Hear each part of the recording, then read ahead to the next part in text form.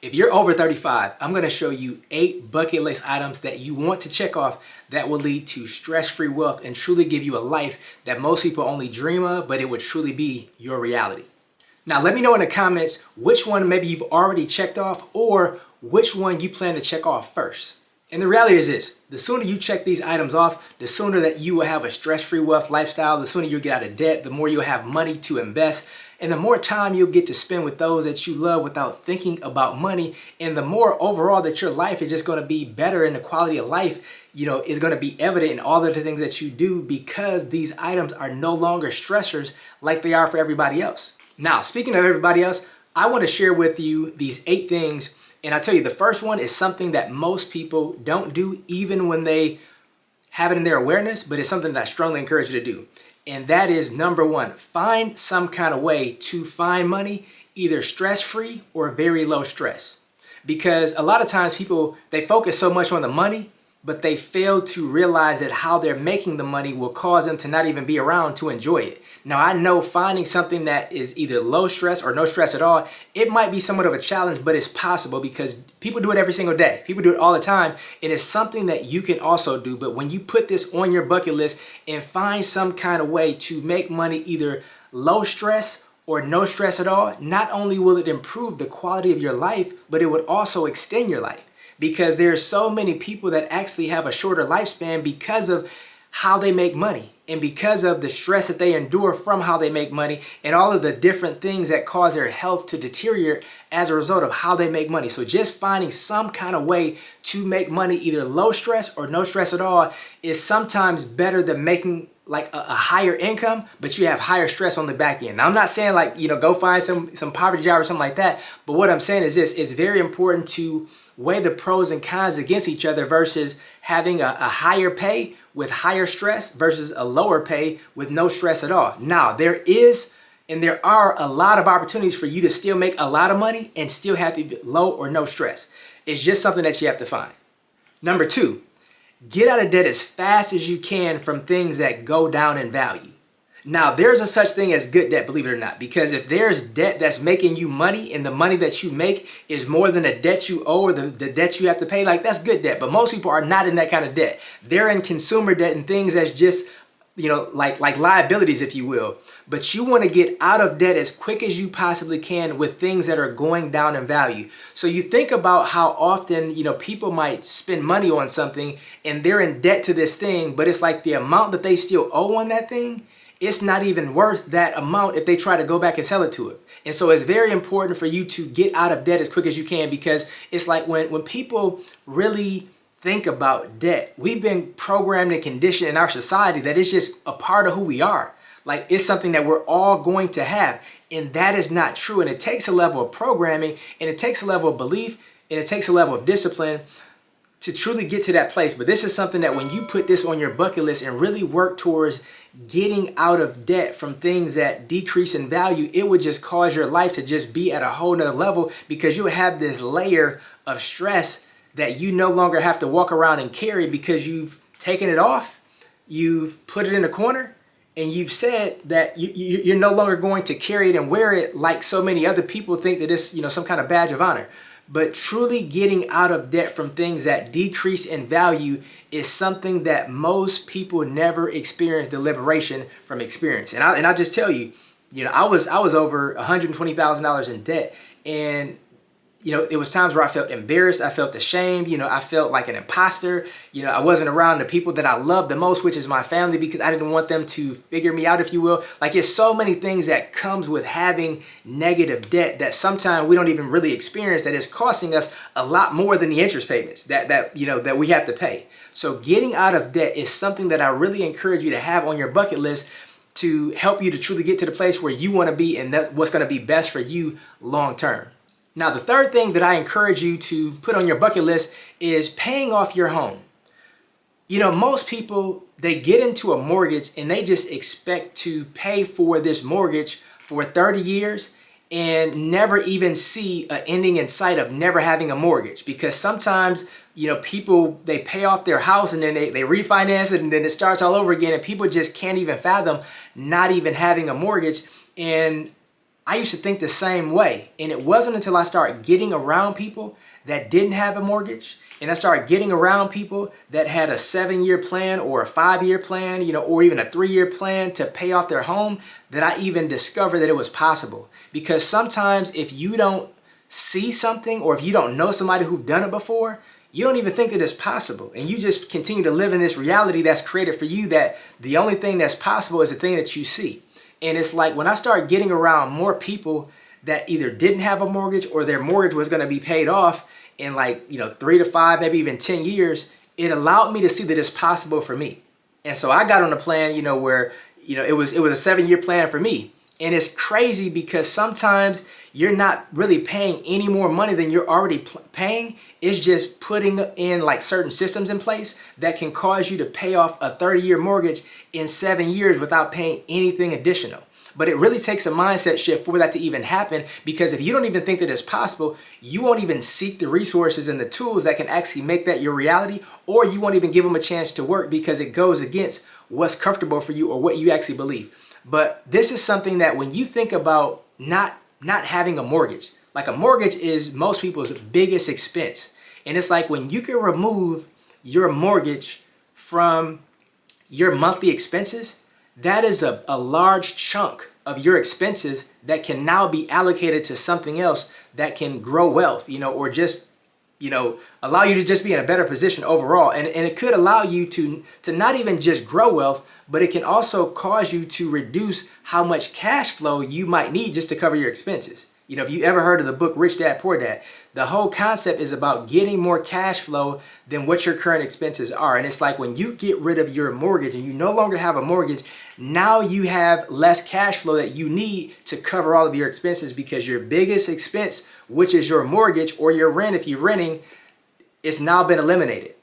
But this is possible, and people are doing it and people are experiencing it all the time, even if you've never met them. But just know and understand that it's possible, and it does not matter where you live or where you came from, and you can even do it with the same income that you currently have.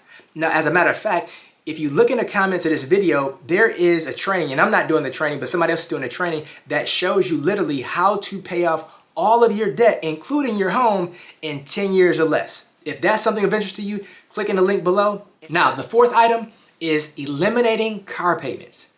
Now, I know that's a hard one for a lot of people. However, when you think about car payments, I remember years and years ago, a car payment that was $300 or $400, that was a ton of money. Now, car notes that are $700, $800, $900 is common practice now. But what's not common is the rate on which their income is keeping pace with the rate of their vehicle. However, just like the home, it's like when you can eliminate your car payment, that is a huge expense that now can be reallocated to treating you or reducing your stress, or reducing the expenses that you have on a monthly basis. And so often people get caught up in treating cars like the new iPhone. Every time there is a new update, people feel like they need to go and get this new version. And it's like when you really think about cars. Now, I like cars, don't get me wrong. But in terms of a brand new car, if that car is not immediately making you money, or is not something that's for 100% sure that it's going to make you money in the future, a brand new car is one of the worst investments that you can make. Now, I know you're probably thinking about all of these different millionaires and people that got all of this money, and what you see like them driving and things like that. Most millionaires, and I'm not even talking about people that are just making 1 million. I'm saying people that are making 10, 20, 30, 40, even 50 million. They're not driving new vehicles. Even though their cars look exceptional, they're phenomenal, they're not driving new vehicles. Because when you buy a car, the average car loses 75% of its value within 4 years. So you think about this. You buy a car for $50,000. 4 years later, that same $50,000 car is only worth about $12,000 or $15,000 at most.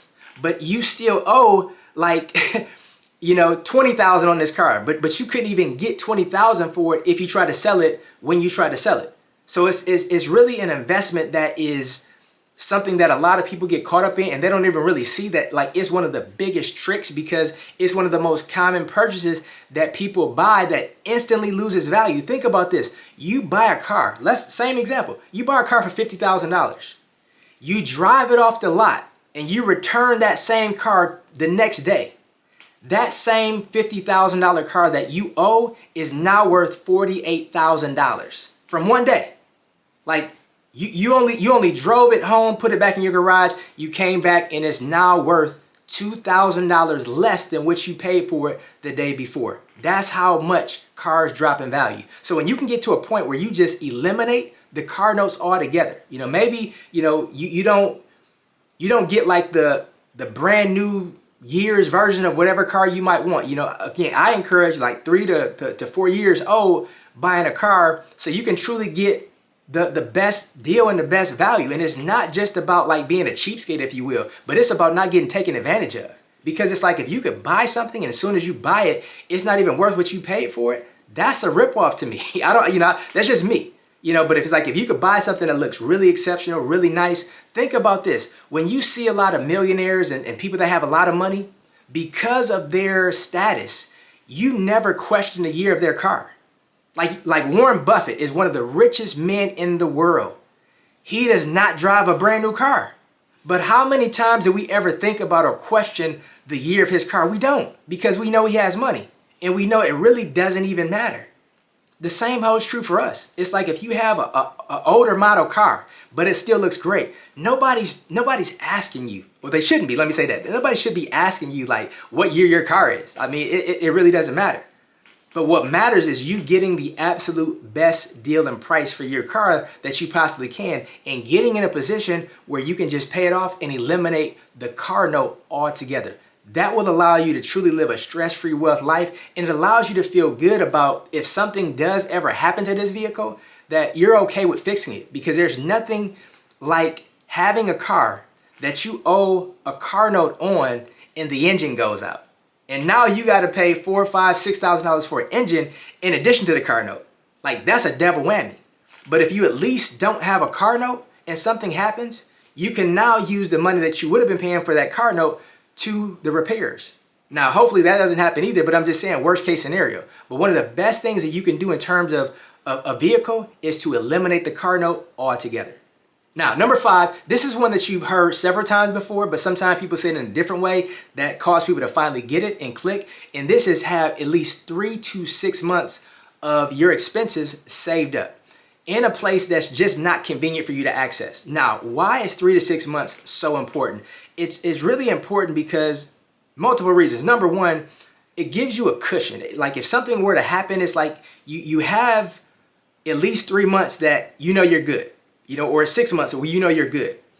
But also the other thing is this, when you have 3 to 6 months of savings set aside that you don't touch, when opportunities arise that can cause you to double your money, it's like if you at least have these savings set aside, even though they're not allocated for an investment, they're allocated for savings, it gives you the ability to take advantage of and maximize and leverage different opportunities that come along had you not had it. Because it's better to have an opportunity and be prepared for it than have an opportunity and you're not prepared for it. So it's like it's best to prepare in advance. And it's not to say that you're going to save these 3 to 6 months expenses for some kind of investment. It's really just to give you a better quality of life at the time, but it gives you the reassurance that if something were to happen, you're covered and you have money on hand that you can access regardless to whatever happens, because you want to make sure that it's something that is readily available for you to access, but just not too easy in case you're somebody who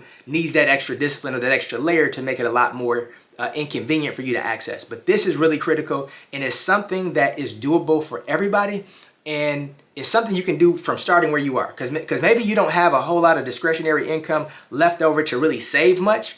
But I would say start with where you are, put a little bit aside and understand what you're saving towards. Because if you just have a small amount and it's like you only got 2 weeks saved up, but if you don't really understand the ultimate goal is to at least minimum get to 3 months, then you're not going to continue because you don't even really see the purpose of it. So start where you are and make it a goal and a vision and a mission of yours, and put it on your bucket list to save at least 3 to 6 months of your expenses. Number 6.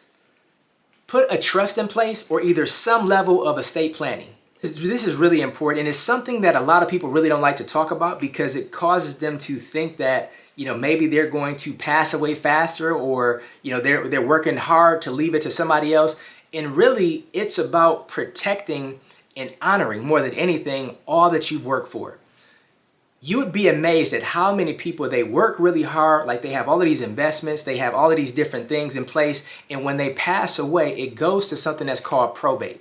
And what that is when the courts, and the system divides up your stuff that they didn't work for, and they determine who they're going to give it to, when, and how it's going to be divvied out. So this could take years, believe it or not. So think about this. You want to leave something to your family, but because you did not have a trust in place, or some kind of will, or some type of estate planning in place, if something were to happen to you, your family can't touch any of your assets. It has to be divvied out and determined by somebody who doesn't know you, they don't care about you, they don't love you, they have no compassion for your family, not even sympathy for your family. And it's not that they're bad, it's just business. That's just how they do it. And because you didn't put something in place, your family has to now wait 2 years to access this sentimental thing that you left behind for them. Or worse yet, you have something where it's a business or something else that actually goes under. Like you lose the entire business because it was wrapped up in probate, and those that could have ran your business, kept it up, and even took it to the next level, they couldn't access it because it was in probate. You never want that to happen. And this is one of the reasons why I really believe that like a trust is really important to put in place, because number one, a trust actually gives you control even from the grave. You get to determine and you get to decide what happens to everything and when. This is one of the things that really separates a lot of the super wealthy people from everybody else, because, I'm sure you've probably heard of the Rockefellers. The Rockefeller, David D. John Rockefeller, like even though he's been going for over 100 years, he's still controlling his estate because he put a trust in place. And so when he passed away, all of his billions of dollars never would have ever gone to probate, because he understood the importance of putting these things in place, not just for me, but also for generations to come. And so it's like when you have a trust, it's like you can put something that says, okay, I want to give, my nephew $10,000 when he gets 18 years old after he graduates from high school with a certain GPA. Like you can get that specific. And it's like, it's just so many things you can do with a trust. And I don't want to make this video about that, but this is something that I highly encourage you to put on your financial bucket list, because it gives you a peace of mind. Like it gives you a peace of mind in knowing that everything that you worked hard for will be honored because of how you instructed it to be handled when you're no longer here. And it's like that, if nothing else, can give you a peace of mind to know that how you want things to happen is exactly how they will happen, because you have a trust in place to ensure that it actually does. Now, the last thing on your bucket list is something that I really, really encourage, is to treat your health like it's wealth. That if you have all of the money, you have all of the businesses, you have all of these different assets, but if you don't have health, what good is it? Like, what good is it really going to do you? And I'll tell you something that really hit me years ago when Steve Jobs died. He was a multi-billionaire times over, the creator of Apple. And he had all of this money.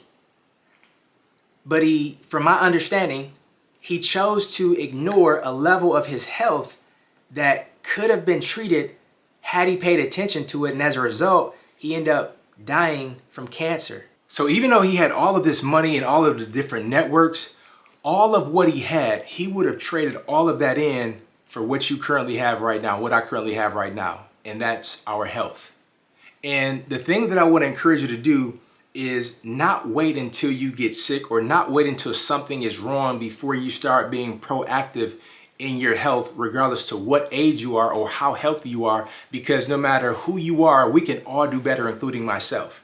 And the thing that is very important to understand is that if you have the money and you have time, but if you don't have good health, you can't leverage your money in a way where you truly enjoy it, and you can't truly enjoy your time because you're thinking about how much time do you actually have, or how healthy you are, or what's even wrong with you. And you can start with something as simple as just drinking more water.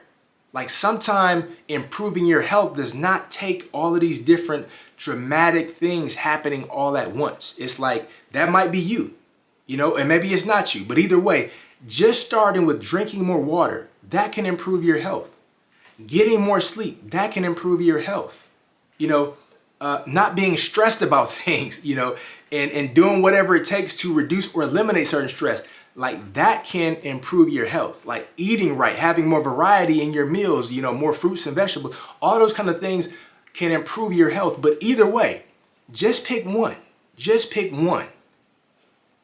Do great with that and just continue to improve and up level. And here's the thing, regardless of what you have been doing or not doing, make sure you're not beating yourself up for not having your health be better than what it currently is. Because guess what? What does that do? It stresses you out. So that's going against your health.